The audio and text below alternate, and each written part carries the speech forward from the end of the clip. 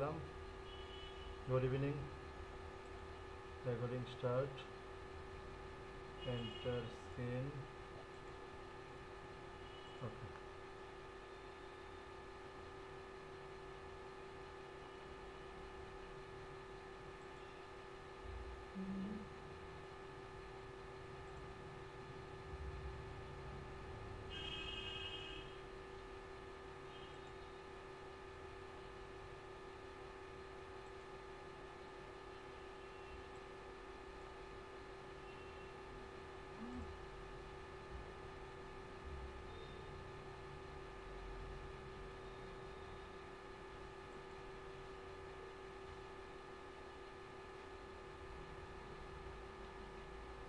হ্যাঁ শুরু করছি। হ্যাঁ, আর সময় নেওয়া যাবে না, শুরু করছি। স্ক্রিন দেখা যাচ্ছে?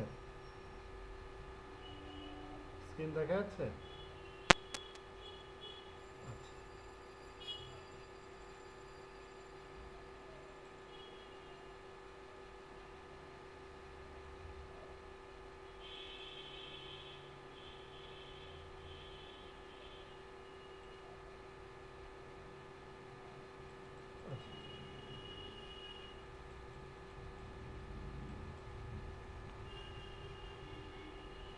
আচ্ছা, কালকে আমরা যেটা পড়েছিলাম হচ্ছে what is the meaning of বাস্তু।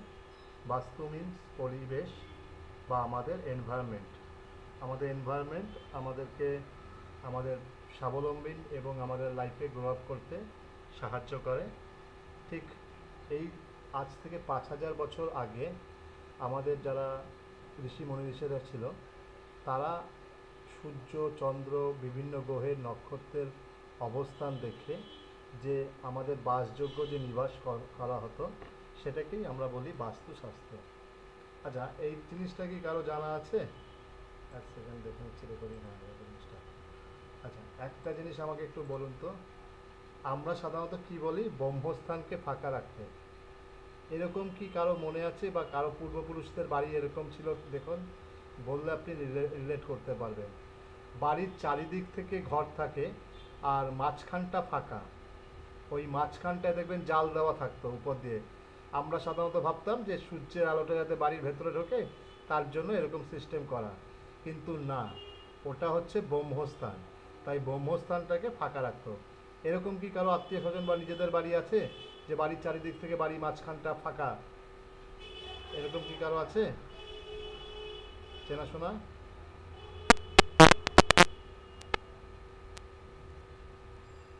Exactly. এটা হচ্ছে একদম। আমরা ভাবতাম কি বোকা। আচ্ছা, অশোকবাবু কিছু বলছিলেন? অশোকবাবু কিছু বলছিলেন? হ্যাঁ। এখন আর দেখা যায় না, কারণ এখন বাস্তুর কনসেপ্টটাই নষ্ট হয়ে যাচ্ছে মানুষের মধ্যে। সেই ধারণাটাই নেই এখন। যারা আর্কিটেকচার যারা কাজ করে, কারণ তাদেরকে এই কনসেপ্ট দেওয়া হয়েছে 5,000 স্কোয়ার ফিট থেকে 6,000 স্কোয়ার ফিট বার করতে হবে। Am I right? তাই তো প্রমোটাররা কি বলে, প্রথমে যদি একতলায় 2 ফুট ছাড়ে, উপরে গিয়ে আর সেই 2 ফুট বাড়িয়ে দেয়। তাহলে এইটাই হচ্ছে সেই ছাড়ের এখন মাঝখানে ফাঁকা, মাঝখানে ওই ফ্ল্যাটটার সব থেকে বেশি দাম, এরকম একটা ব্যাপার। তা সেই ব্রহ্মস্থান এখন আর ফাঁকা নেই। এই ব্রহ্মস্থানের কনসেপ্টটা বন্ধ হয়ে গেছে। হ্যাঁ রবি। হ্যাঁ, কারেক্ট কারেক্ট। যে বাড়ি একতলা, সে বাড়িতে তুলসী স্থান ছিল, পারফেক্ট, একদম। আর এখন তুলসী, এখন তুলসী হ্যাঁ থাকতো, এক্স্যাক্টলি ঠিক বলেছেন। আর উঁচুতলা বাড়িতে ওইভাবে বাড়িটা এমনভাবে তৈরি করা হতো যাতে মাঝখানটা ফাঁকা থাকতো এবং জাল দেওয়া থাকতো। তাহলে ব্রহ্মস্থান এত- এতটাই ইম্পর্টেন্ট।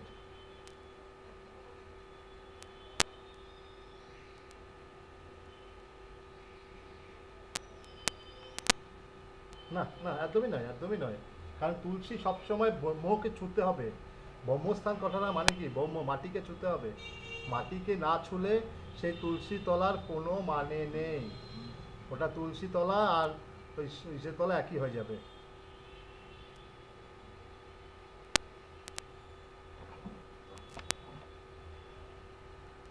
হুম।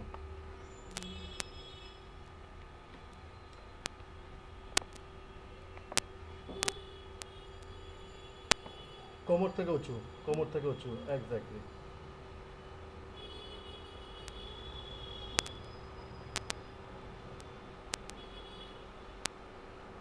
এক্স্যাক্টলি, যাতে আমি আমার এখান থেকে উঁচু করে দিতে পারি, কারেক্ট, একদম ঠিক। এই কনসেপ্টগুলো আগেকার দিনে ছিল, এবং এইবার ভেবে দেখুন আগেকার দিনে মানুষদের লাইফে সমস্যাও কম ছিল, সমস্যা ছিলই না। আস্তে এখনকার মানুষের লাইফে যে ম্যারিটাল ডিস্টার্ব, ফিনান্সিয়াল প্রবলেম, যা চাইল্ড রিলেটেড ইস্যু, এরকম কোনো সমস্যা কি আগের জীবনে দেখেছেন?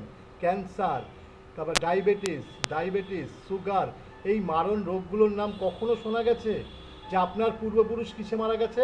খুব বেশি হলে দাদুর বয়স হয়েছিল, হঠাৎ একটু শ্বাসের টান উঠলো, 2-3 দিন জ্বর হয়েছিল, হঠাৎ রাতের দিকে বাবার কোলে মাথা রেখেই মারা গেল, এই ধরনেরই শোনা যেত।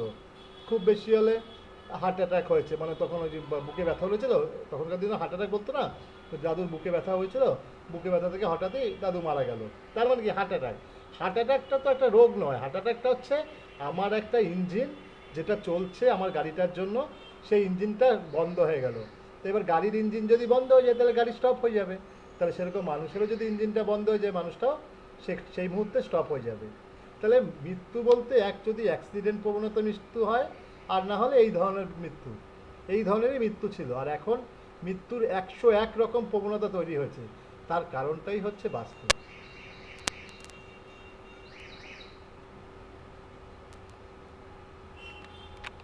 এক্স্যাক্টলি, জলে পড়েছে, এইভাবে বিভিন্ন রকম সমস্যার জন্য মানুষ, সেই ব্রহ্মস্থানটাকে নিয়েই আমরা ছিনখান করে এখনকার যে আমাদের কনসেপ্ট, বাড়ি বলুন, ফ্ল্যাট বলুন, অফিস বলুন, এটা সম্পূর্ণ ব্রহ্মস্থানটাকে নষ্ট হয়ে গেছে। তো আমাদের এই মডার্ন বাস্তুতে আমরা কি করছি? মডার্ন বাস্তুতে আমরা সেইটাকেই একটু রিমিডিয়াল দিয়ে চেষ্টা করছি তার ইল এফেক্টটাকে নষ্ট করার, ঠিক আছে? তা ইল এফেক্টটাকে কীভাবে নষ্ট করব? আমরা যখন গ্রিডিং করব, সফটওয়্যারে ফেলে সমস্তটাকে রেডি করব, ঠিক ব্রহ্মস্থানে যে যদি কিছু থাকে তার রিপ্লেসমেন্ট করব এবং ব্রহ্মস্থানটাকে হালকা করব। আবার এখানে একটা কনসেপ্ট আসে, দেখবেন সাধারণত সব ফ্ল্যাট বা বাড়িতেই ব্রহ্মস্থানের মাঝখান থেকে একটা বিম যাবে, বিকজ মাঝখানে এখন তো বিমের কনসেপ্ট, এখন তো আর আগের মতন গাঁথনি নেই, 20 ফুট 30 ফুট 40 ফুট গাঁথনি নেই, এখন বিমের কনসেপ্ট। এই বিমটা ব্রহ্মস্থল থেকে পড়বে, তাহলে কি বিম যাওয়া কি ব্রহ্মস্থল থেকে খারাপ?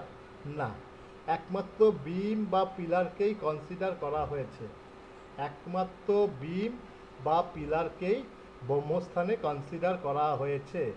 যদি কারো বাড়ি বা ফ্ল্যাটের ব্রহ্মস্থানে পিলার বা বিম পড়ে, সেটা কনসিডারেবল, সেটা আমরা রেমেডি পার্ট দিয়ে আমরা ঠিক করতে পারবো। আদারওয়াইজ যদি কোনো আপনার দিয়ে রাখা কোনো অবজেক্ট বা কোনো বস্তু রাখা হয়, তার রিপ্লেসমেন্ট ছাড়া কোনো রাস্তা নেই। কি বললাম? ব্রহ্মস্থানে রাখা কোনো বস্তু রিপ্লেসমেন্ট ছাড়া অল্টারনেটিভ কোনো রাস্তা নেই।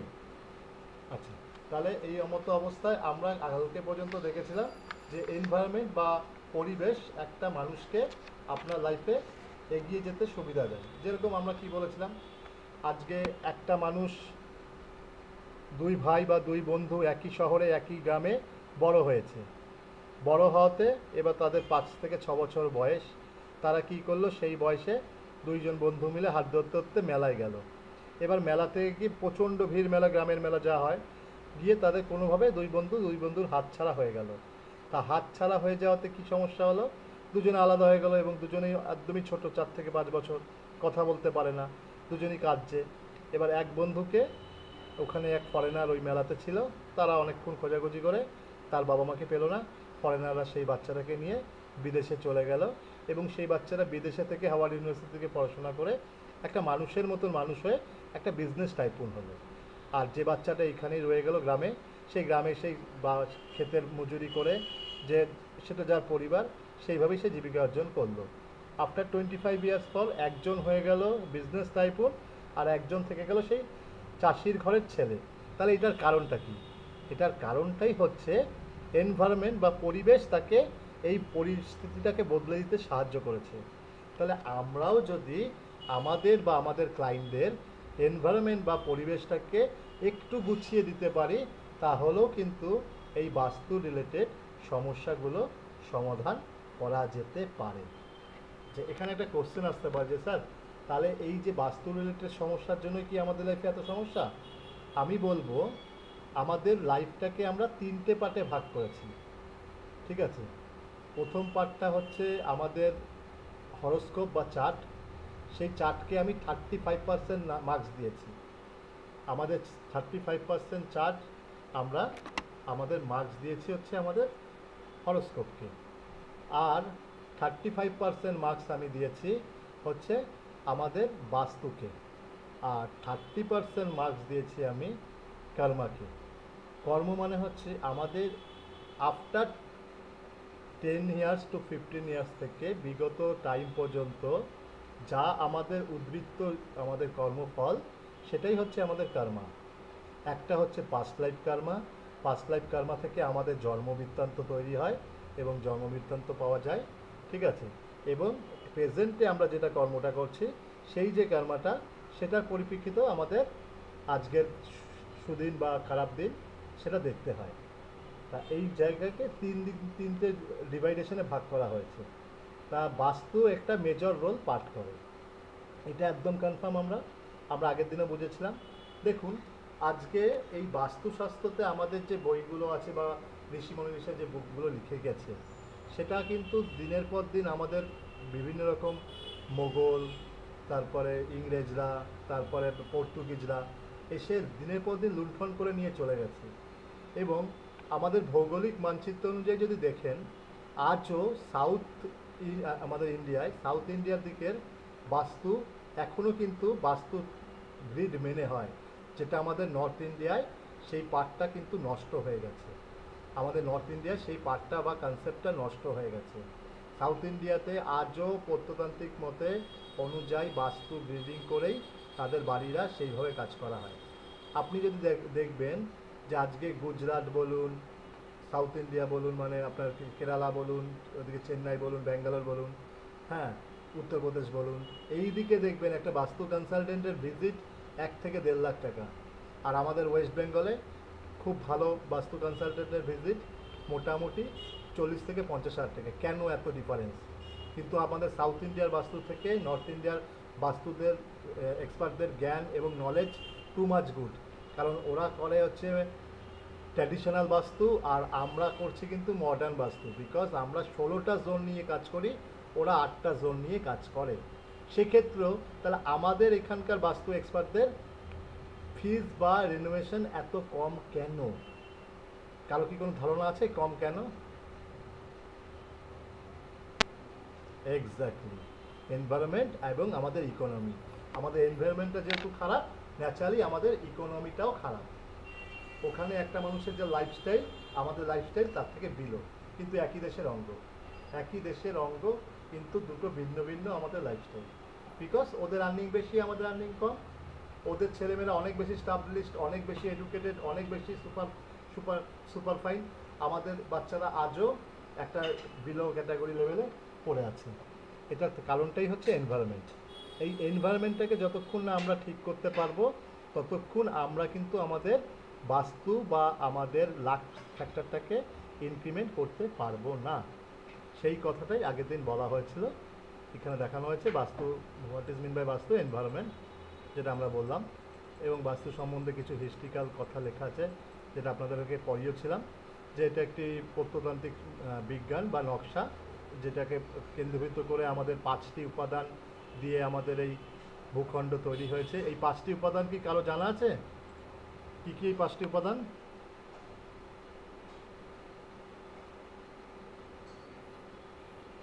পাঁচটি উপাদান কি কি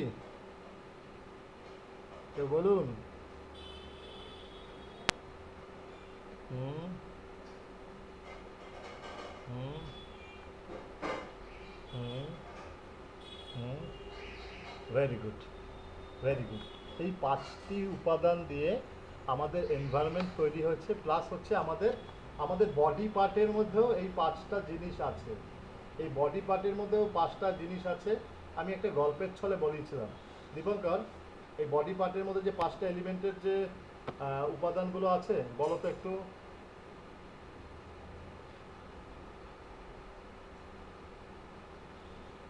আমাদের বডি পার্টে যে 5টা এলিমেন্ট আছে, তার প্রমাণ আমরা কিভাবে পাবো?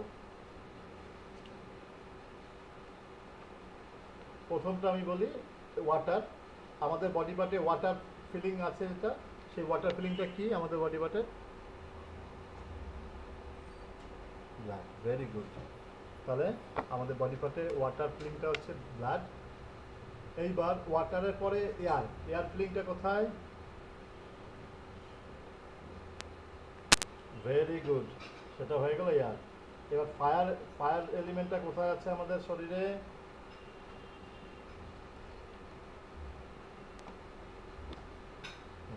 আমরা যে খাবারটা খাচ্ছি সেই খাবারটা কিন্তু একটা টেম্পারেচার ক্রিয়েট হচ্ছে বলেই ওটার মধ্যে আমরা পরিপাক সিস্টেমটা কাজ করছে, এবং আমাদের শরীরে সবসময় হাত দিলে একটা টেম্পারেচার ফিল হয়, যেটা 98.3। ঠিক আছে, তাহলে আমাদের শরীরের মধ্যে একটা ফায়ার এলিমেন্ট কাজ করছে। আচ্ছা, তারপরে তারপরে এলিমেন্ট দুটো বলো তো।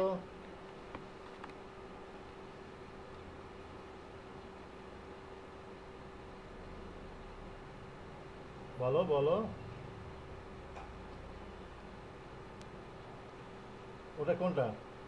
Exactly, exactly, very good. হ্যাঁ, আর স্পেস, যখন আমরা আমাদের মৃত্যু হবে, আমাদের বডিটা আবার ফায়ার জোনে চলে যাবে, পুড়ে ছাই হয়ে গিয়ে যে ধোঁয়াটা আর ছাইটা গঙ্গায় চলে যাবে, আর ধোঁয়াটা স্পেসে মিশে যাবে, এইভাবে স্পেসের সাথে বিলীন হয়ে যাবে।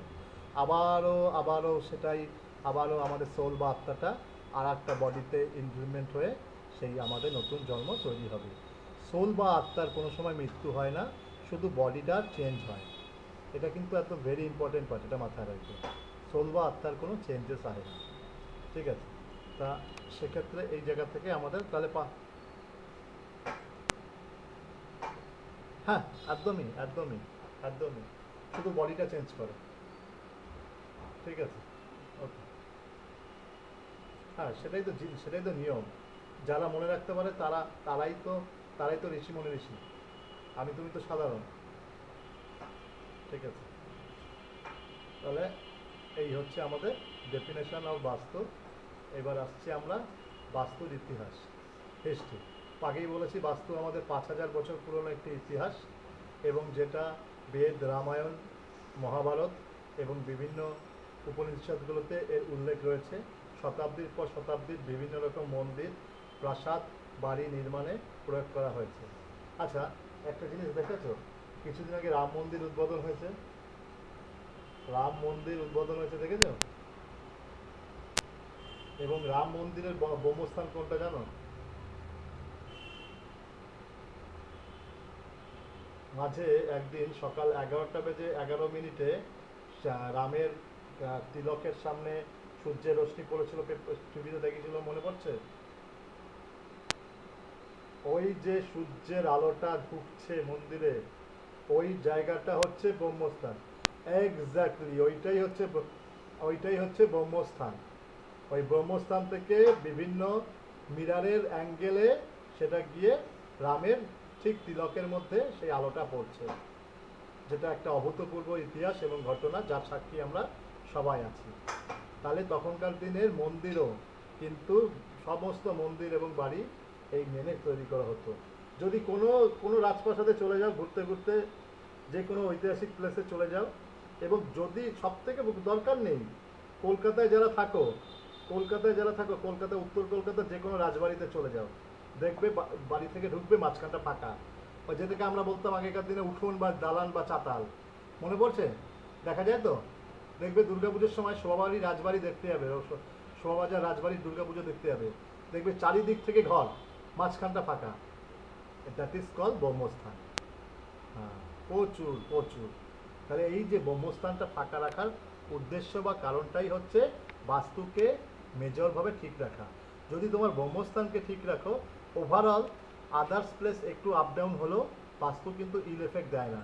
কিন্তু ব্রহ্মস্থানকে যখনই আমরা নষ্ট করছি, তখনই কিন্তু বাস্তুর আলটিমেট প্রবলেমটা ক্রিয়েট হচ্ছে। এবং আজকের দিনে ফ্ল্যাট বা হিসেবে কোনোটাই ব্রহ্মস্থান মানা হয় না।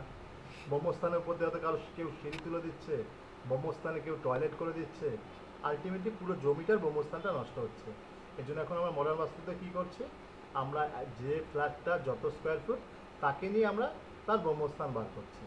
এটা হচ্ছে মডার্ন বাস্তু আর ট্র্যাডিশনাল বাস্তুর মধ্যে পার্থক্য। এটা পড়ে নিয়েছি হোয়াট ইজ মিন বাই এই যে ডেফিনেশন। এই বাস্তু কথাটা কোথা থেকে এসছে? বাস্তু কথাটা হচ্ছে একটা সংস্কৃত কথা। বাস্তু কথাটার অর্থ হচ্ছে ভাস বা নিবাস। নিবাস মানে হচ্ছে বাড়ি বা habituated place which help you lives with more loves happiness money. তাহলে যে জায়গাটা আমরা বাস করব সেই জায়গাটা সত্যি আমার মনের মতো না হয়, সেই জায়গাটায় যদি ভালোবাসা, আনন্দ এবং টাকা পয়সা না থাকে, সেই জায়গাটা আমার ভালো লাগবে? এরকম দেখবে অনেকের বাড়ি আছে তোমাদের রিলেটিভ বা কারো, যার বাড়িতে গেলে তোমার যেতে ইচ্ছে করে। তোমাকে যদি বলে আজকে না আমরা অমুক মাসির বাড়িতে যাবো, অমুক পিসির বাড়িতে যাবো, আচ্ছা আচ্ছা অমুক পিসির বাড়ি আমি যাব, আমার খুব ভালো লাগে ওদের বাড়িতে গেলে। কেন ওদের বাড়িতে গেলে ভালো লাগে? কেন ওদের বাড়িতে গেলেও তোমাকে খাওয়াবে, আর একটা পিসি বাড়িতে গেলেও তোমাকে খাওয়াবে, তা ওদের বাড়িতে গেলে কেন ভালো লাগে? তোমার কেউ কেউ হয়তো এখানে প্রশ্ন করবে ওই পিসিটা খুব ভালো, ওই পিসি গেলে আমাকে খুব আদর যত্ন করে। আসলে তা না। আসলে ওই পিসির বাড়িতে বাস্তুর এফেক্টটা ভালো পরিমাণে আছে, এবং সেই বাড়িতে কোন জোনটা ভালো? সেই বাড়িতে নর্থ ইস্টটা ভালো, ঠিক আছে? ওকে, এবং ইস্ট জোনটা গুড ম্যানারে আছে। তাই জন্য ওই বাড়িতে ফান অ্যান্ড রিক্রেশন, আনন্দ ফুর্তি, ভালোবাসাটা প্রচুর পরিমাণে আছে। কারণ আমরা যাই হোক দিনের শেষে আমরা কিন্তু ভালোবাসার ভিখারি, তাই তো? আমরা ভালোবাসা যেখানে পাবো সেখানেই আমরা যাই। বাজারে অনেকেই অনেক কিছু বেচে, কিন্তু দেখবে যে দোকানদারটার সাথে মনের মিল হয়, ও যদি 2 টাকাও দাম বেশি নেয়, আমরা ওর দোকানে যাই, ভাই দে ভাই এটা দিয়ে দাও, আমাকে 2 কেজি আলু দিয়ে যাও, 2 কেজি পেঁয়াজ দিয়ে যাও। গেলে এই মানুষটাকে একটা মুখ ভরা হাসি এবং ভালোবাসাটা, যেটা আমাদের দিনের শেষে খুব দরকারি। কারণ আমরা প্রতিনিয়ত কাজের মাঝখানে আমরা এতটাই ব্যস্ত যে আমরা দিনের শেষে একটু ভালোবাসা খুঁজি, তাই তো? কারণ আমাদের কাছে শিক্ষাটাও ঠিক তাই। শিক্ষাটা আমাকে দিতে হবে কি ভালোবাসার বিনিময়ে। আমি যত সুন্দর তাকে সার্ভিস এবং প্রোভাইড করতে পারবো ভালোবাসা, সে তত সুন্দর সেই জিনিসটাকে অ্যাবজর্ব করতে পারবে। ঠিক আছে, সবার মাথায় ঢুকছে তো? নতুন নতুন যারা আছেন তারা একদম একদম আচ্ছা, থাকুন, অসুবিধা হবে না, বুঝতে পারবেন। আচ্ছা আচ্ছা, ছিলেন তো? আচ্ছা, তাহলে ডেফিনেশন অফ বাস্তু। ও আচ্ছা, গতকালের রেকর্ডিংটা গ্রুপে দেওয়া আছে, একটু দেখে নেবেন। তা প্রথমে যেটুকু, তাও আমি আজকে প্রথম থেকে কিছুটা ধরে নিয়েছি, ঠিক আছে? আচ্ছা, একটু আগে বোঝালাম ডেফিনেশন অফ বাস্তু। বাস্তুতে এই 5টা এলিমেন্ট যদি ব্যালেন্সিং হয়ে যায়, বাস্তুতে এই 5টা এলিমেন্ট যদি ব্যালেন্সিং হয়ে যায়, ওভারঅল আপনার বাস্তু গ্রিডিং ইজ কমপ্লিট। এবং এই গ্রিডিংটা কিন্তু আমরা স্টেপ বাই স্টেপ প্রতিদিনের ক্লাসের পরে আস্তে আস্তে আমাদের হালকা হবে, এবং আপনারা এটা জিনিসটা বুঝতে পারবেন যে আমাদের কীভাবে গ্রিডিংটা আপ হচ্ছে এবং সার্ভিসটা ঠিক হচ্ছে। ওকে, যেরকম আমাদের নর্থ সাইডকে আমরা ওয়াটার জোন হিসাবে ট্রিট করি, এটা আসবো আমি আগে থেকেই বলছি। তাহলে আমাদের যদি নর্থ সাইডটা যদি ওয়াটার জোন হয়, তাহলে আমি যদি নর্থের দিকে ধরুন একটা কিচেন করলাম। কিচেন মানে কি জিনিস? কিচেন মানে কি? কিচেন মানে কি? কিচেন মানে কি? হ্যাঁ, এক্স্যাক্টলি, অগ্নি বা ফায়ার। কিচেন মানে তো রান্না হবে, অগ্নি বা ফায়ার। তাহলে নর্থ সাইডে যদি কিচেন চলে আসে, তার মানে কি হবে? তার লাইফে ম্যারিটাল প্রবলেম ক্রিয়েট হবে, মানি রিলেটেড প্রবলেম ক্রিয়েট হবে। কারণ জল আর আগুন দুটো শত্রু। জলের জায়গায় যখনই আগুন আসবে, তার ম্যারেজ লাইফে প্রবলেম হবে এবং তার ফিনান্সিয়াল একটা ক্রাইসিস তৈরি হবে। হয়তো সে অনেক টাকা রোজগার করে, কিন্তু সে সেই টাকা রাখতে পারবে না, তার মধ্যে একটা ইনস্টেবিলিটি তৈরি হবে। এই প্রত্যেকটা উদাহরণ আপনারা পাবেন, এবং আস্তে আস্তে নিজে শারীরিক প্রবলেমও হবে। গুড, আমি আসছি ওগুলো পরে যখন, আমি এখন একটা জাস্ট একটা উদাহরণের জন্য সবাইকে বোঝাচ্ছি। আমি যখন ফুল গ্রিডিংটা বলাবো তখন তো আমাদের জানতে পারবে। তাহলে একটা জিনিস এখান থেকেই বলা, তাহলে এখনই আপনারা দেখে নিতে পারবেন কার কার বাড়ির নর্থ সাইডে কিচেন। এটা 80% ফ্ল্যাটে গিয়ে আমি দেখেছি যে নর্থ সাইডে কিচেন প্রমোটাররা এইভাবেই করে। তাহলে নর্থ সাইডে যখনই কিচেন হবে, অটোমেটিক্যালি আপনার লাইফে এই মেজর দোষগুলো আসবে। তাহলে এবার এখন একটা কোশ্চেন আছে, স্যার আমি তো 2 কোটি টাকা দিয়ে ফ্ল্যাট কিনেছি স্যার, স্যার এখন আমার যদি কিচেন আমি চেঞ্জ করব কোথায়? এটা তো প্রোমোটারদের দেওয়ার জায়গা, আমার তো আর কিচেন তো চেঞ্জ করার জায়গা নেই। এইখানেই একটা মজার, আজকে ট্র্যাডিশনাল বাস্তুরা কী করে, আপনাকে বলবে যে আপনার কিচেন ভাঙুন, ভেঙে নিয়ে সাউথ ইস্ট মানে ফায়ার জোনে আপনার কিচেনটাকে নিয়ে যেতেই হবে। কিন্তু আমরা মডার্ন অ্যাস্ট্রোলজাররা এবং বাস্তু কনসাল্টরা আমরা বলছি না ম্যাডাম, না স্যার, আপনাকে টেনশন করতে হবে না, আপনাকে কিচ্ছু ভাঙতে হবে না, আপনার সমস্তভাবে সমস্যার সমাধানের জন্য আমরা আছি। এবং আমরা তার বাড়ির ডিগ্রি বার করে এক্স্যাক্ট কোন জোনে আছে সেই জোনটা রেমেডি করে সেই কিচেনটাকে ট্রিটমেন্ট করে দিলে উইদিন ফিউ ডেজ, আমি ক্লায়েন্টকে বলি 90 ডেজ, বাট আমার কাছে এমন ভুরি ভুরি হোয়াটসঅ্যাপ আছে যেটা আমি তোমাদেরকে ক্লাসে দেবো এবং স্ক্রিনশটও দেবো, যে উইদিন 15, 20, 25 ম্যাক্সিমাম ডেজের মধ্যে তাদের লাইফে মেজর সলভ আউট হয়েছে। এবং তোমাদের সামনে যে মানুষটি দাঁড়িয়ে কথা বলছে সেই মানুষটাও একটা সময় এই বাস্তুর শিকার। তার মানে বুঝতে পারছো কতটা জলজান্ত উদাহরণ দিচ্ছি। আমি যে রেমেডিগুলো বলবো বা আমি যে উদাহরণগুলো দেবো প্রত্যেকটাই লাইফের সাথে রিলেটেড। এমন না যে বইয়ের খাতা থেকে তুলে আনা বা কাজের খাতা থেকে তুলে আনা বা শিক্ষা থেকে তুলে আনা, প্রত্যেকটা অ্যাপ্লাইড। এটাকে আমি নাম দিয়েছি অ্যাপ্লাইড বাস্তু, কারণ প্রত্যেকটা আমার অ্যাপ্লাই করা এবং রেজাল্ট এসছে। আমার যেরকম তন্ত্র কথা বলে, মন্ত্র কথা বলে, যন্ত্র কথা বলে, সেরকমও বাস্তুতে রেমেডি, আমার দেওয়া প্রত্যেকটা রেমেডি কথা বলে। এটা হচ্ছে প্রথম এবং দ্বিতীয় জিনিস, যে ব্রিডিংটা করতে যেদিন তোমরা শিখে যাবে সেদিন থেকে কোনো সমস্যাই হবে না। এবং আমি সবাইকে একটা জিনিসই বলি, আমার এখানে ক্লাসে যতজনই থাকবে আমি ভবিষ্যতে সবাইকে অ্যাজ এ বাস্তু কনসালটেন্ট হিসাবে দেখতে চাই। এটা আমার জীবনের মূল লক্ষ্য। আমার হাতে তৈরি না হোক 50 থেকে 70 জন স্টুডেন্ট আজ বাস্তু কনসালটেন্ট, এবং ঠাকুর আশীর্বাদে তারা আজকে মার্কেটে স্বনামজাত নামজাত, ঠিক আছে। এবং কিছু কিছু বাস্তু কনসালটেন্ট আজ ইউটিউবে ভাইরাল, ঠিক আছে। তাহলে এই 5টা এলিমেন্ট জোন সম্বন্ধে আমাদের একটা আইডিয়া হলো, ঠিক আছে। এবার এই যে একটা কথা খুব সুন্দর, বাস্তুটা কি? বাস্তু is mirror of the subconscious mind. এই সাবকনসিয়াস মাইন্ডটা কি? আমরা ধরুন আমি আপনাকে ক্লাসে পড়াচ্ছি, ঠিক আছে, আমি সবসময় আমার স্টুডেন্টদের বলি খাতা পেন নিয়ে বসতে। আমি কিন্তু এই পিডিএফটা দেবো, আমি কিন্তু এই পিডিএফটা দিয়ে দেবো আপনাদেরকে, ঠিক আছে, ওকে। কিন্তু আমি আপনাদেরকে বলি যে আপনারা সবসময় খাতা পেন নিয়ে বসুন। কেন? আপনি খাতা পেন নিয়ে বসলে আপনার সাবকনসিয়াস মাইন্ড সেটাকে লিখবে। আমি যেটা বলছি সেটা আপনি লিখবেন, যে স্যার বললো নর্থের দিকে কিচেন হওয়াটা খারাপ, স্যার বললো নর্থের দিকে কিচেন হওয়াটা খারাপ, নর্থ দিকে কিচেন হলে মানিটারি ইস্যু হয়, রিলেশনশিপ ইস্যু হয়, আপনাদের শারীরিক প্রবলেম ক্রিয়েট হয়। এই যে আপনি যখনই লিখলেন আপনার সাবকনসিয়াস মাইন্ড ওকে কী করলো, পড়লো, রিড করে সে অটোমেটিক্যালি এটাকে মাথায় নিয়ে নিল।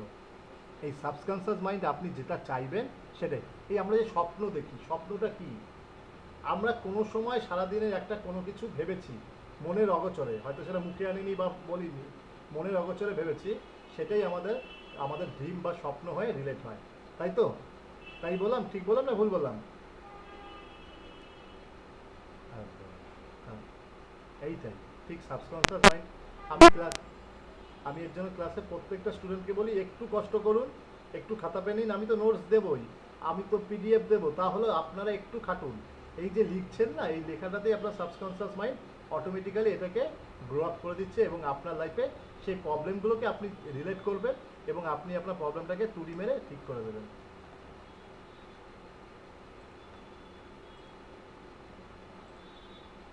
এই সাবকনসিয়াস মাইন্ড ভেরি এফেক্টেবল জিনিস, এটা এটা আমাদের পরের ক্লাসে বোঝাবো। আচ্ছা, the science of making of home and building, office, work place, that is call বাস্তু। এই যে অনেকেই বলবে বাস্তু মানে হচ্ছে ওই, অনেকেই না অ্যাস্ট্রোলজি সম্বন্ধে এই ধারণাটা এখন একটু কমেছে, আগে একটা সময় ছিল, মানে অ্যাস্ট্রোলজি মানে বুঝলো কি, এরকম একটা ধারণা অনেকের মনে একটা সময় ছিল। বাট এখন সোশ্যাল মিডিয়ার দৌলতে মানুষের এই ধারণাটা কমেছে, এবং এখন বর্তমান সমাজে আফটার 2020-তে পরে আমাদের অ্যাস্ট্রোলজি ডিপার্টমেন্টের প্রচণ্ড পরিমাণে এর অ্যাগ্রেসিভ নেচারটা বেড়েছে, এবং আগামী 5 থেকে 7 বছর এই ইন্ডাস্ট্রি হচ্ছে সব থেকে গ্রোয়িং ইন্ডাস্ট্রি। এটা কিন্তু আমি বলছি না, টাইমস অফ ইন্ডিয়া বলছে। Astrology industry after within 5 years সব থেকে হাই গ্রোয়িং ইন্ডাস্ট্রি। আপনারা জানেন অ্যাস্ট্রোটক বা অ্যাস্ট্রোসেজের পার ডে ইনকাম কত জানেন? নাম শুনেছেন অ্যাস্ট্রোটক বা অ্যাস্ট্রোসেজ?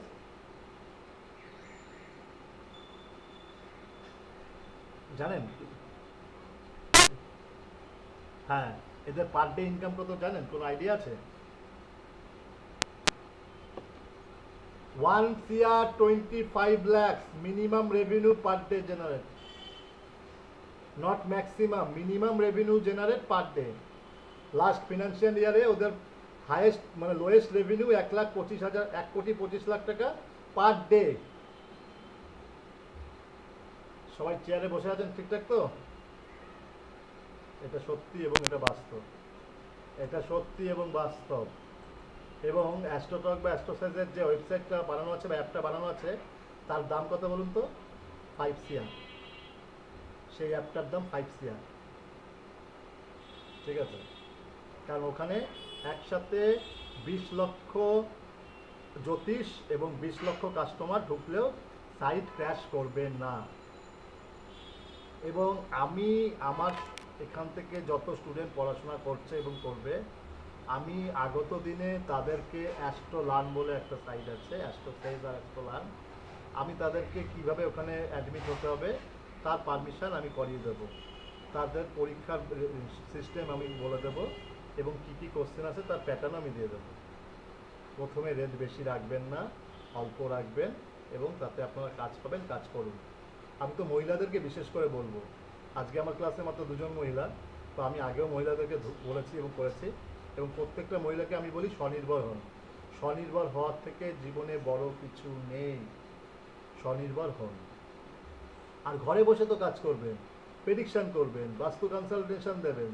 আর এখন তো অনলাইন প্রেডিকশান হয়ে গেছে, তাতে অসুবিধা কিছু নেই, ভয়েরও কিছু নেই, লজ্জারও কিছু নেই। বাট যেটুকু দেবেন নিজের শিক্ষাগত যোগ্যতার উপরে বেস করে দেবেন। কাউকে কোনো ভুল প্রেডিকশান দেবেন না। ভুল কখনো কোনো ইনফরমেশান স্প্রেড করবেন না। জানবেন না, চুপ করে যাবেন, বলবেন না। কিন্তু ভুল ইনফরমেশান আমি দয়া করে বলি আমার প্রায় আমার স্টুডেন্টদের সবসময় যে এটা করবেন না। এটা আমাদের এথিক্সের বাইরে। কারণ এতে আপনার দেওয়া বিদ্যার খর্ব হয়। আপনার মধ্যে যে প্রভূত জ্ঞান আছে সেই জ্ঞানের অংশ কমেছে। ঠিক আছে? এটা একদম আজকে ছোট কথা বলে দিলাম, অনেকের হয়তো শুনতে খারাপ লাগবে, কিন্তু এটা বাস্তব। ঠিক আছে?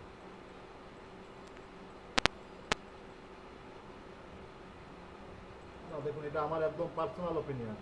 আমি এখানে তো কাউকে জোর করতে পারি না, কিন্তু এটা আমার পার্সোনাল ওপিনিয়ন। আমার মনে হয়েছে এটা এটা সবসময় আমি, কারণ আমি আমার প্রফেশনের সাথে কখনো ইনজাস্টিস করতে পারি না। পারি কি? আজকে ধরুন আমি একটা ডাক্তার, আমি ডাক্তার, কেউ আমাকে হার্টের একটা পেশেন্ট এসছে, আমি যদি হার্টের কাজ না জানি, আমি ডাইরেক্ট বলবো যে আমি আমার ডিপার্টমেন্ট এটা নয়, আপনি হার্টের ডিপার্টমেন্টে চলে যান। তা আমি তো তাকে এক্সপেরিমেন্ট করাটা তো আমার কাজ না, যে না ঠিক আছে আমি তো হার্টের কাজ জানি না, আমি একটু হার্টের ট্রিটমেন্টটা করে দেখি কেমন আমি পারি কি না। এটা কি ঠিক হবে? এক্সপেরিমেন্ট করাটা কি আমার সাথে ঠিক হবে? কখনো না। এক্সপেরিমেন্ট করার জন্য গিনিপিগ আছে, এক্সপেরিমেন্ট করার জন্য মরা মানুষের হার্ট আছে, সেগুলো তো এক্সপেরিমেন্ট করতে হয়। তাহলে নিশ্চয়ই একটা জীবিত মানুষকে জীবন নিয়ে আমি খেলা করবো না। ঠিক এটাও তাই, ডাক্তারেরও যা ভূমিকা অ্যাস্ট্রোলজারও তাই ভূমিকা। ডাক্তার ওষুধ দিয়ে ঠিক করে, আমরাও ওষুধ দিয়েই ঠিক করি। আমাদের ওষুধটা খেতে হয় না, আমাদের ওষুধটা বডি বা হোমস বা অফিস বিভিন্ন জায়গায় প্লেসমেন্ট করতে হয়, আর ডাক্তারের ওষুধটা শরীরের ভেতরে দিতে হয়। তবে আমাদের ওষুধ যদি ঠিক মতন কাজ করে, আগামী 20 বছরও তাকে ডাক্তারখানায় যেতে হবে না। এটা চ্যালেঞ্জ দিয়ে বলা। যদি বাস্তুকালি তার প্রবলেম ঠিক হয়ে যায় এবং তার চার্টের যা সমস্যা সেই রিলেটেড যদি রেমেডি ঠিক মতন হয়ে যায়, তাকে আর ডাক্তারখানায় যেতে হবে না। তার লাইফে আনন্দ, ফুর্তি, ভালোবাসা সুখর বেড়ে যাবে। আর আনন্দ, ফুর্তি, ভালোবাসা যখনই আপনার লাইফে থাকবে, সমস্ত রোগ নিমিষে উড়ে যাবে। ঠিক ঠিক বললাম তো?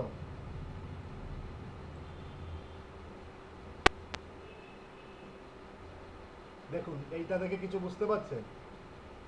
এইটা হচ্ছে একটা বাচ্চা বসে আছে, বাচ্চাটার মাথায় একটা টাওয়ার।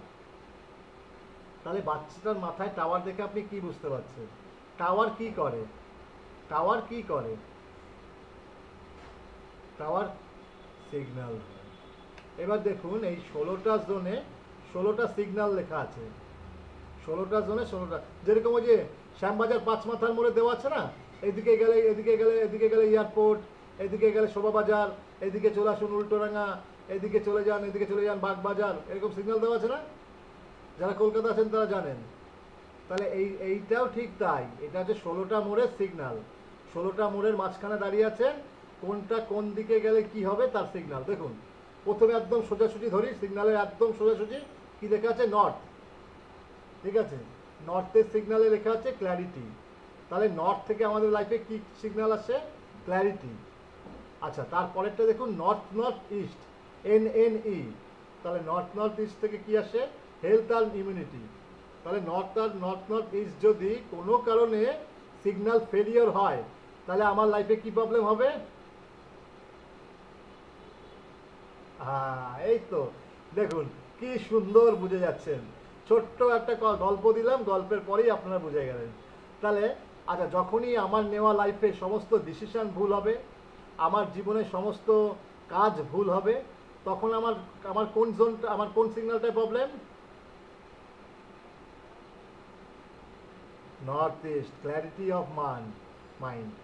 তাহলে আমার লাইফে নেওয়া সমস্ত, এরকম দেখবেন অনেকেই আপনার কাছে এসে বলবে যে স্যার জানেন তো স্যার, আমি না আজ থেকে 5 বছর আগে আমার একটা ভালো চাকরি করতাম, চাকরিটা ছেড়ে দিয়ে না আমি না খুব ভুল করেছি। তারপরে আমি না বিয়ে করতে চাইনি এই মেয়েটিকে, কিন্তু আমি না কীভাবে যেন জানি না স্যার বিয়ে করলাম। এই বিয়ে করার পরে স্যার আমি আর পারছি না স্যার, আমার এখন মনে হচ্ছে সুইসাইড প্রবণতা। এই জিনিসগুলো আসে তো আপনাদের কাছে? এখানে তো দুজন তিনজন অ্যাস্ট্রোলজার আছেন, তাই তো? এই প্রবলেমগুলো আসে তো? তাহলে আপনি একদম চোখ বন্ধ করে তাকে বলবেন যে আপনার নর্থ ইস্টে প্রবলেম আছে, আপনার বাড়ির নর্থ ইস্টে টয়লেট, নাহলে আপনার বাড়ির নর্থ ইস্টে কিচেন। দেখুন লোকটা আপনার উপর ফিদা হয়ে যাবে, বললো আপনি কি জাদুকর?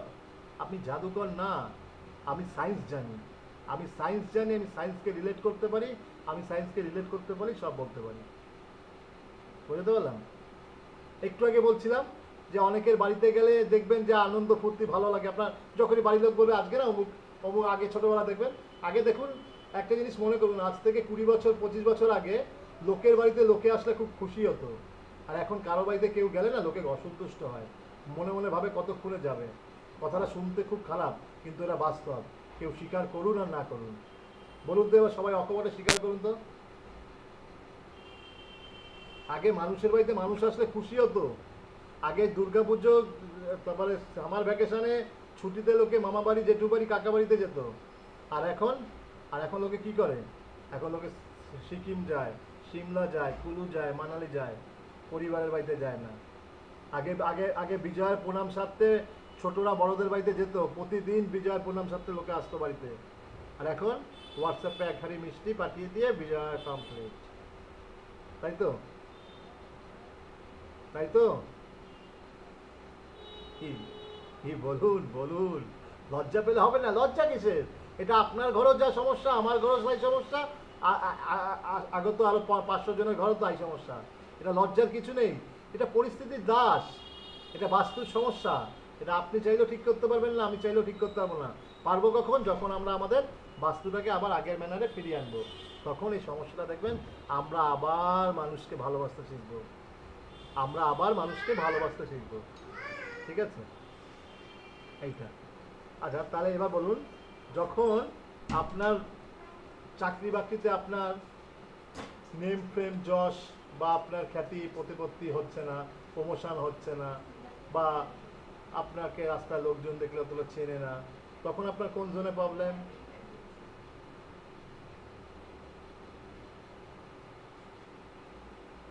বলুন কোন জোনে প্রবলেম, বলুন, ঠিক ভুল বলুন না, অসুবিধা কি? ভয়ের কি, লজ্জার কি? ঠিক হোক ভুল হোক বলুন, ম্যাডামরা বলুন। না, এটা ইস্ট, সোশ্যাল অ্যাসিস্ট্যান্ট। সাউথের সাউথের নেম ফ্রেমটা, ওই নেম ফ্রেমটা আলাদা, এটা হচ্ছে সোশ্যালি নেম ফ্রেম বলেছি, ঠিক আছে? ওকে, পলিটিক্যাল নেম ফ্রেম যেটা আছে সেটা। আর ওইটা হচ্ছে যখন তোমার কর্মস্থলে নেম ফ্রেম, সেটা সাউথ ইন্ডিকেট দেয়, ঠিক আছে? আচ্ছা,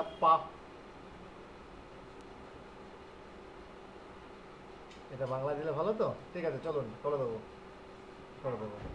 আচ্ছা, অ্যাংজাইটি ইস্যু, গ্রুপে দিয়ে দেবো আমি। আমি একটু একটু একটু বানিয়ে আমি দিয়ে দেবো, একটু টাইম দেবেন, আমি বানিয়ে দিয়ে দেবো। আপনাদের জন্য সবসময় আমি আছি। না না না না, এটা এটা আপনি না, এটা অনেকেরই হেল্প হবে। ঠিক আছে, আর যেমন আচ্ছা, কেউ একটু নোট বানান না, নোট বানিয়ে এটাকে বাংলায় করে গ্রুপে পোস্ট করে দেবেন, তাহলে সবার হেল্প হবে। ঠিক আছে, ওকে। ম্যাডামরা আপনারা এই কাজটা করুন তো। এই এই ছকটা এই ছকটা এই ছকটাকে বাংলায় করে এটাকে পোস্ট করবেন। ঠিক আছে, এটা বনানী ম্যামকে আমি কাজ দিলাম, শুনতে পাচ্ছেন? ঠিক আছে, এটা বাংলায় লিখে পোস্ট করবেন।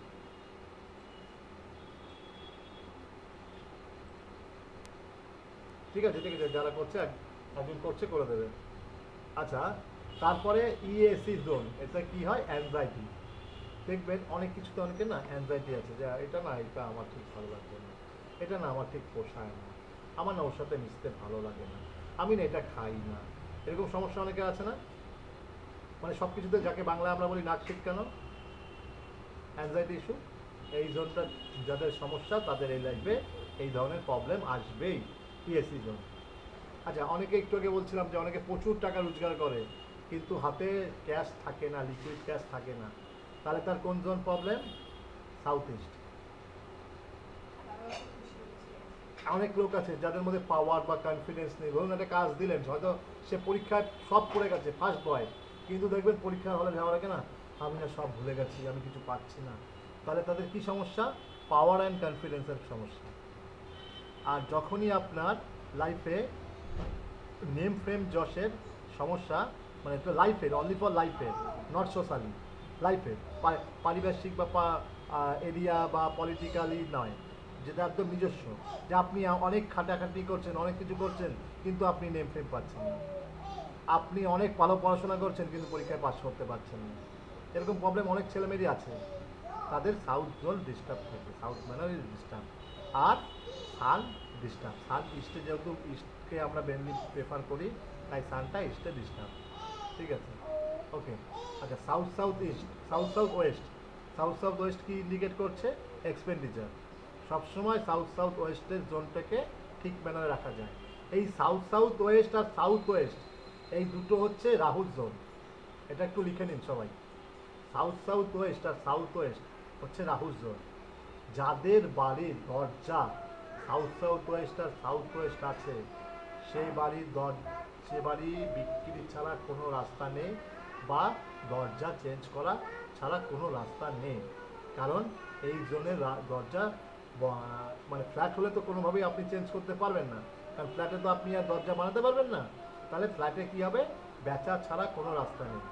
আর যদি বাড়িতে এই ধরনের দরজা কারো থাকে সাউথ ওয়েস্ট বা সাউথ সাউথ ওয়েস্টে, তাদেরকে আমি পরামর্শ দেব, অবিলম্বে দেয়াল গেঁথে আপনারা আদার্স দিকে দরজা করুন। আচ্ছা, আর একটা জিনিস, এই যে দেয়াল গেঁথে কথাটা বললাম, একটা জিনিস মনে রাখবেন, বাড়ির পুরনো দেয়াল, টয়লেট, ঠিক আছে, তারপরে হচ্ছে আপনার লবি, তারপর লফট, সিঁড়ি, ঠিক আছে, এই পয়েন্টগুলো একটু লিখে নিন, হ্যাঁ। এটা হচ্ছে কি, কার জিনিস বলুন তো? রাহু, রাহুর জিনিস। তাই এইগুলো ভাঙার আগে 10 বার ভাববেন, 10 বার ভাববেন। ঠিক আছে, পুরনো জিনিস ভাঙতে গেলে কিন্তু রাহু অ্যাক্টিভেটেড হয়ে যাবে, বলি।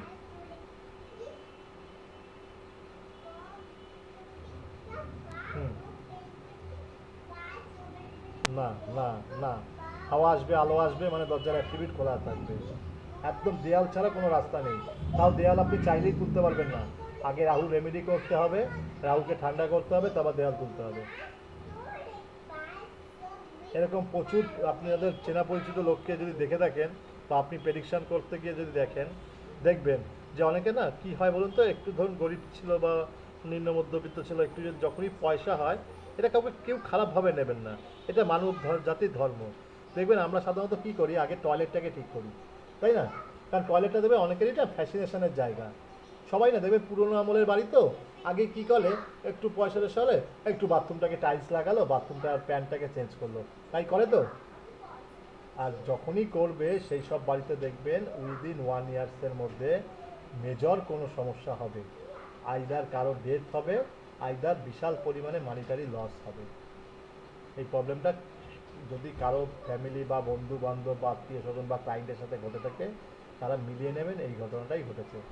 আমি নেক্সট ডে এই রাহুর রেমেডিটা দিয়ে দেবো। ঠিক আছে? আচ্ছা, তারপরে চলুন। সাউথ ওয়েস্ট হচ্ছে relationship issue. South West disturb থাকলে হাজব্যান্ড ওয়াইফ, পিতা মাতা, সন্তানের সাথে সন্তানের ভাই বোন, রিলেশনশিপ ইস্যু আসবে। এইবার সাউথ ওয়েস্ট ডিরেকশনটায় কী সমস্যা হতে পারে? ঠিক আছে, সাউথ ওয়েস্ট ডিরেকশনে যদি আপনার ফ্ল্যাটের বারান্দা হয়, তাহলে it is very major issue. তাদের লাইফে রিলেশনশিপ ইস্যু থাকবেই। ঠিক আছে, West south West, West south West হচ্ছে সেভিংস। এতদিন আমরা সাধারণত জানতাম, যারা হিন্দু শাস্ত্র জানি, যে পশ্চিম দিকটাকে আমরা বাজে বলতাম বলতাম বা জানতাম যে পশ্চিম দিক হচ্ছে এই মুসলমানদের দিক, হ্যানা তেনা, এরকম একটা ছোটো কনসেপ্ট আমাদের মাথায় কিন্তু ছিল। কিন্তু যদি লাইফে কিছু গেইন করতে হয়, কিছু পেতে হয়, বা কিছু ডিজায়ারকে ফুলফিল করতে হয়, তার জন্য একমাত্র দিক কিন্তু ওয়েস্ট জোন। হ্যাঁ বলো।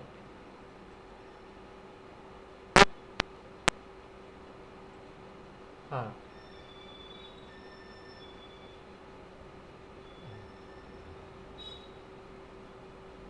ঠিক আছে, কারণ সাউথ ওয়েস্ট ম্যানারটা হচ্ছে রাহুর দিক। রাহুকে সবসময় আটকে রাখতে হয়। ঠিক আছে, এটা একদম শিখে নিন আজকে। এবং তার জন্য একটা রেমেডি আছে, যেটা আমি কালকের ক্লাসে শেয়ার করব। এই রেমেডিটা করবেন সবাই, 100 ভাগে 100 ভাগ, কোনো 99 না 98 না 97 না, 100 ভাগ উপকার পাবেন। আর একটা কথা সবাইকেই বলি, আজকে থেকে রেগুলার ওয়াইজে স্টার্ট করুন। শিব মন্দিরে যান, শিব মন্দিরে গিয়ে ফোরহেডটাকে মাথায় ঠুকুন। এটা খুব দারুণ রেমেডি। কারণ শিব হচ্ছে এমন এক দেবতা, যার কাছে গেলে আপনার নটা প্ল্যানেটের ইল এফেক্ট আপনার লাইফ থেকে কেটে যাবে। কি হবে আপনার লাইফ থেকে? নটা গ্রহের ইল এফেক্ট কেটে যাবে। তাই আর যাই করুন না করুন জীবনে, প্রত্যেক দিন শিব মন্দিরে গিয়ে মাথাটাকে ঠোকান। ভোলে বাবা পারে না এমন কিছু দিতে। আর আমার গ্রুপে যারা আছেন, আমি দেখেছেন কালকের জন্য একটা রেমেডি দিয়েছি, দেখেছেন সবাই?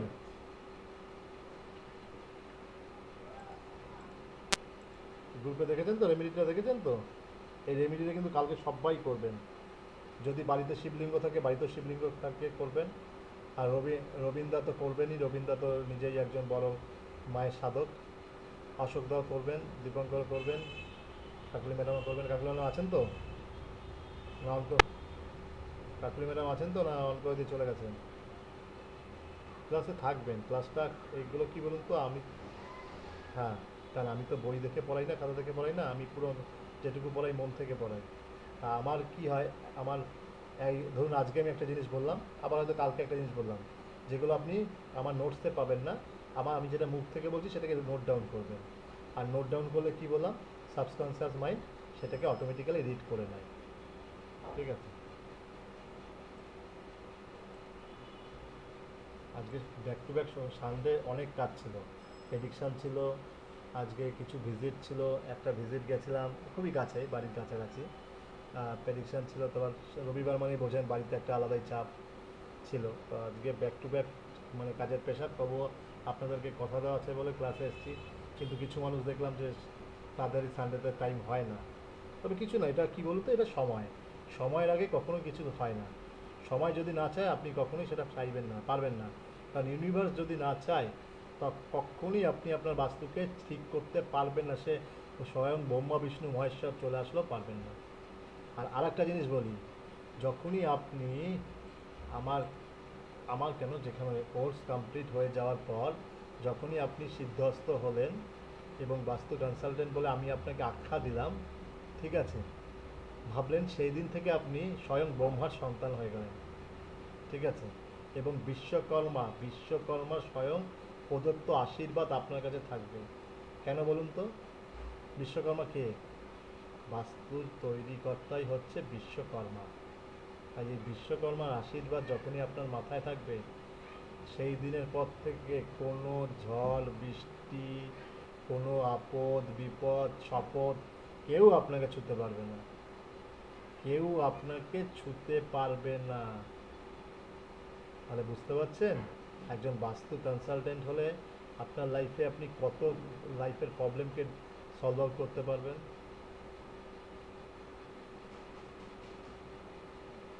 এটাই। আর সবসময় নিজের ভালো কাজটা মানুষের ভালোর কল্যাণে করবেন। হাত জোর করে বলছি, কখনো কারো কোনো খারাপ কাজ করবেন না। তন্ত্র হোক, মন্ত্র হোক, যন্ত্র হোক, আমি প্রত্যেকটা কোর্সই আনবো। তাতে আমার একটাই কথা, সেটা কখনো কারো ক্ষতির জন্য ইউটিলাইজেশন করবেন না। এরকম প্রচুর কেস পাবেন যে আমার হাজব্যান্ড ওয়াইফের মধ্যে একজন তৃতীয় ব্যক্তি আছে, তাকে মেরে ফেলুন, তাকে এই করুন, বা আমি অমুককে ভালোবাসি, অমুকের বরকে, আর তাকে আমার কাছে এনে দিন। বলবেন সোজা গেট আউট, বেরিয়ে যান আমার এখান থেকে, এইসব কাজ আমি করি না। কখনো কোনো নেগেটিভ এনার্জি কাজ করবেন না। তাতে আপনার কর্ম খারাপ হবে, আপনার কর্ম খারাপ হলে সেটা আপনারই খারাপ। পাপের ভাগিদার কেউ হবে না, পুণ্যের ভাগিদার সবাই হতে চায়, পাপের ভাগিদার কেউ হবে না। কি ঠিক বললাম তো?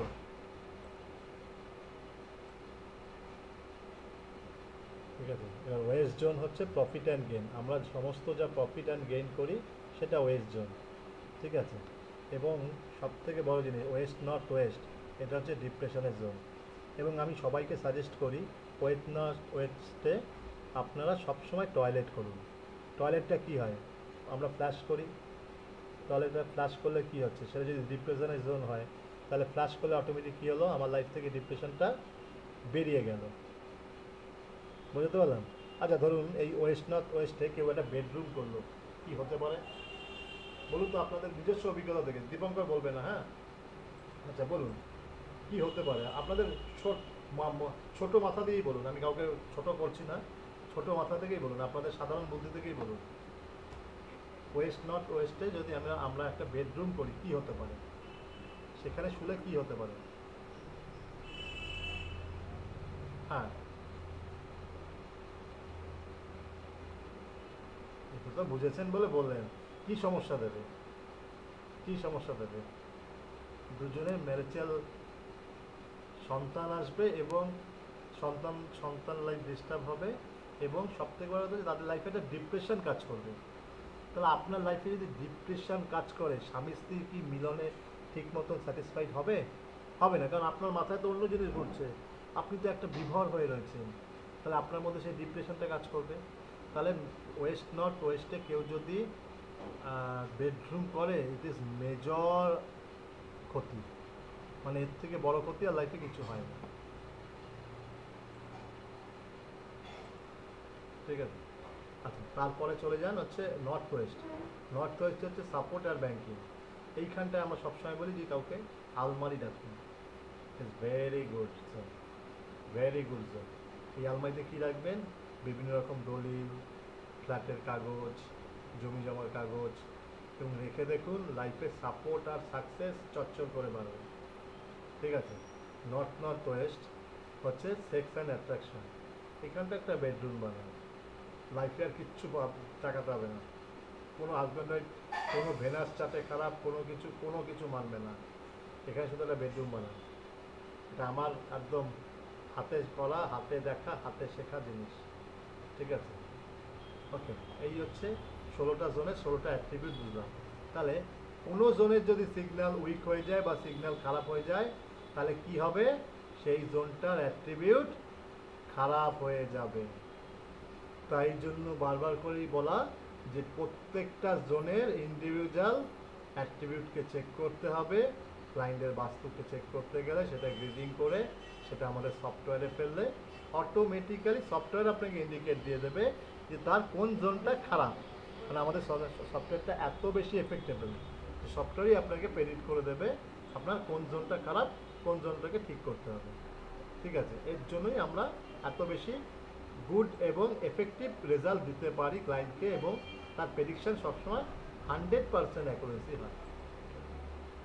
এটা হ্যাঁ, হ্যাঁ, হ্যাঁ, হ্যাঁ, হ্যাঁ। ঠিক আছে। আমাদের ল্যাপটপে মোবাইলে কোনোভাবেই চলবে না। ল্যাপটপ অ্যান্ড ডেস্কটপ, সেটা সেটা মালদার আমলের ল্যাপটপেও চলবে, মালদার আমলের ইসেটাও চলবে, ডেস্কটপেও চলবে। ঠিক আছে। সেটা আপনার গ্রেডিং করা শিখে যাবেন যেদিনকে, সেদিনকে ভাববেন পৃথিবীর অর্ধেক শান্তি এবং অর্ধেক ঐশ্বর্য আপনার কাছে চলে এসছে। পার্টির বাড়িতে কেন যাবেন? পার্টি পার্টির বাড়িতে কেন যাবেন? পার্টির বাড়িতে গেলেন, পার্টির বাড়িতে গিয়ে মাপটা তুলে আনবেন। পার্টির বাড়িতে গিয়ে মাপটা তুলে আনবেন, পার্টির বাড়ি থেকে ডিগ্রিটা নিয়ে আসবেন, এনে আপনার সিস্টেমে বসবেন। সেই মাপ অনুযায়ী আমাদের ড্রয়িং করারও সফটওয়্যার আছে, এবং ডিগ্রি তোলারও সফটওয়্যার আছে, এবং মাপ তোলারও সফটওয়্যার আছে। প্রত্যেকটা সফটওয়্যারে ফেলবেন, টোটাল 16টা অ্যাট্রিবিউট বেরাবে। প্রত্যেকটা প্রিন্ট আউট দেবেন ক্লায়েন্টকে, ক্লায়েন্ট স্যাটিসফাইড। ক্লায়েন্টকে তো দিতে হবে যে আমার কি প্রবলেম। আপনি মুখে বলে গেলেন আমার প্রবলেম প্রবলেম প্রবলেম, আমাকে প্রবলেমটা দেখান। যখন আপনি সেই জোনটায় ফেলে তার বাড়ির ম্যাপটাকে ফেলে পুরো ছবি তুলে দেবেন, তাকে 16-17টা প্রিন্ট আউট দেবেন, ক্লায়েন্ট এমনিতেই ফিদা আপনার উপর। কারণ কি ফিদাটা কেন? আপনি তো প্রমাণ দিয়ে ফিদা করছেন। ফিদা তো আপনার বদন দেখে ফিদা হতে বলেনি। কখন বলছি আপনার কাজ এবং আপনার দক্ষতা এবং আপনার কনফিডেন্স তাকে ফিদা করবে। আমি যখন ক্লায়েন্টকে প্রেডিকশন করি, আমি ক্লায়েন্ট আমার সামনে ক্লায়েন্ট বলুক যা গৌরবদা যে কটা কথা বলছে তা 100% অ্যাকুরেন্সি এবং ঠিক কিনা। এতে এখানে বনানী ম্যাম আছেন, উনি আমার থেকে পার্সোনাল কনসালটেশনও নিয়েছেন, উনি বলুক। কারণ আমার প্রত্যেকটা প্রেডিকশন আমি তো সাইন্টিফিক ওয়েতে প্রেডিকশন করি, কারণ আমার কাছে যেটা ঠিক উনি দিকও ঠিক। ওনার মাইক্রোফোনে প্রবলেম, তাই উনি বলতে পারেন না। তাহলে এইটাই, কারণ আপনি যখন একটা প্রবলেম দেখতে পাচ্ছেন এবং ক্লায়েন্টকে সেই প্রবলেমটাই বলবেন, কিচ্ছু লুকাবেন না। কারণ আপনি তো ডাক্তার, কিন্তু ভয় দেখাবেন না। আমি কখনো ভয় দেখাই না। আমি আমার ক্লায়েন্ট করি, না দেখলো কোনো প্রবলেম নাকি, এই প্রবলেম আমি তুলি মেরে ঠিক করে দেবো। কিন্তু সেটা আমি জানি সেই প্রবলেমটা কতটা আমাকে খাটতে হবে। কিন্তু ক্লায়েন্টকে বলে আমি ভয় দেখাবো কেন? ভয় দেখালে তো সেই মানুষটা ভয় পাবে। তাকে বলতে হবে কিচ্ছু টেনশন করতে হবে না, এটা ঠিক হয়ে যাবে, 2-4 দিনের মধ্যে ঠিক হয়ে যাবে। কিন্তু আমি জানি তার জন্য আমাকে কতটা খাটতে হবে, কতটা কী করতে হবে। কিন্তু ক্লায়েন্টকে সবসময় হ্যাপি রাখবেন। ক্লায়েন্ট যত হ্যাপি থাকবে আপনার ব্লেসিং তত বাড়বে। বুঝতে পারলেন কি? ঠিক বলেন তো অশোকদা? ক্লায়েন্টকে ভয় দেখাটা আমাদের কাজ না, ক্লায়েন্টকে ভয় থেকে বার করাটা আমাদের কাজ। কারণ তো সে তো ভয় পেয়েই আমার কাছে এসছে, ভয় পেয়েছে বলেই তো এসছে। আর আমি যদি আরও বলি, যেমন কিছু ডাক্তার আছে গেলেই বলে এখন এসছেন, কিন্তু পেশেন্টকে মেরে নিয়ে চলে এসছেন আপনারা, পেশেন্ট মারা গেছে, এই পেশেন্ট আর বাঁচবে না। আরে বাবা, সব যদি আমরা বুঝতাম, সব যদি আমরা জানতাম, তাহলে আপনার কাছে আসতাম কেন? তাহলে আমি তো ডাক্তার হয়ে যেতাম। যদি ঠিক সময় আনতাম তাহলে ডাক্তার কাছে আসবো কেন? তাহলে তো ঘরেই শুয়ে রাখতাম। তাহলে আমার প্রবলেমটায় মানুষটা পড়েছে বলেই তো সে আমার দ্বারস্থ হয়েছে, বা আপনার দ্বারস্থ হয়েছে, বা আরেকজনের দ্বারস্থ হয়েছে।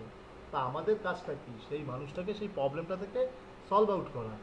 সেই প্রবলেমটা নিয়ে তাকে তো ভয় দেখানো নয়। এইটা, এই জিনিসটা সবসময় মাথায় রাখবেন। এই জিনিসটা জীবনে করবেন না। আমার কাছে আপনাদের কাছে বিনীত হাত জোর করে রিকোয়েস্ট যে তাতে আপনার কারবার খারাপ হবে। ক্লায়েন্ট কখনো কারো নষ্ট হয় না, ক্লায়েন্ট কখনো কারো চলে যায় না। ভগবান আপনাকে এক হাতে যদি দেয়, আর এক হাতে নিতেও জানে। আবার যদি ভালোবাসা দেয়, আপনাকে যখন ভগবান দেবে না, আপনি দু হাতেও নিতে পারবেন। আর ভগবানের আশীর্বাদে আমার আগামী 2 থেকে 2.5 মাসের টানা বাস্তু প্রেডিকশান আমার আমার বুকিংটা আমি এইভাবেই করি। আমার সপ্তাহে 3 দিন আমি বাস্তুর জন্য রাখি, 3 দিন ফাঁকা রাখি। এই 3 দিনে আমরা এমার্জেন্সি কনসালটেশন, এমার্জেন্সি বাস্তু প্রেডিকশান আমি নিই। যেটা খুব এমার্জেন্সি আমার মনে হবে এমার্জেন্সি নেওয়া উচিত। এবং আমার কাছে সে মিথ্যা কথা বলে পার পাবে না। কেউ যদি বানিয়ে বলে স্যার আমার খুব এমার্জেন্সি আমার এই প্রবলেম, আমি বললাম আমি আপনাকে কালকে সকালে ফোন করবো। আমি রাতের মধ্যে ওর ইতিহাস নক্ষত্র বার করে দেবো সে আমার কাছে মিথ্যে বলছে না সত্যি বলছে। এটাই কারণ। যদি আপনার ইনটেন্স, হ্যাঁ বলুন।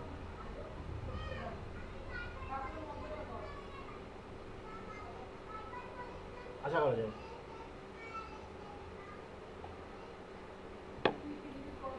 এইটাই, সবসময় নিজের কাজটা এবং নিজের প্রেডিকশানটাকে ঠিক রাখবেন, ক্লায়েন্ট আপনার কাছে এমনি আসবে। ঠিক আছে, এটা হচ্ছে ট্র্যাডিশনাল বাস্তু আর মডার্ন বাস্তু। এই দুটো একটু আগে বোঝালাম যে ট্র্যাডিশনাল বাস্তুটা ওরা 8টা জোন নিয়ে কাজ করে, আর আমরা 16টা জোন মানে পারফেক্ট প্রেডিকশানটা নিয়ে আমরা কাজ করি।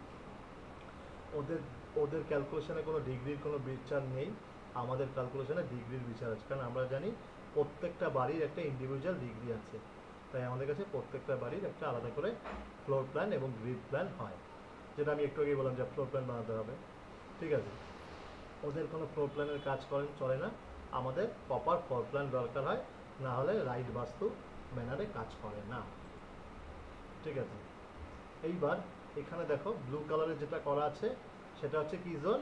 Water zone. ব্লুতে যেটা করা আছে সেটা ওয়াটার জোন। আচ্ছা, যেটা গ্রিনে করা আছে সেটা এয়ার জোন, যেটা রেডে করা আছে সেটা ফায়ার জোন, যেটা ইয়েলোতে করা আছে সেটা আর্থ জোন, আর যেটা স্লেট কালারে করা আছে বা সিলভার কালারে করা আছে সেটা হচ্ছে স্পেস বা মেটাল। ওকে,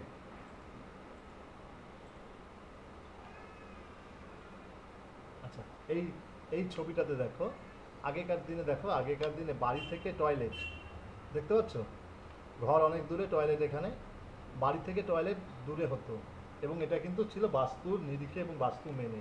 এটা কিন্তু খুব ভালো কনসেপ্ট ছিল। এটা কি ছিল? খুব ভালো কনসেপ্ট ছিল, যেটা আজকের দিনে দিন দিন আমাদের নষ্ট হয়ে গেছে।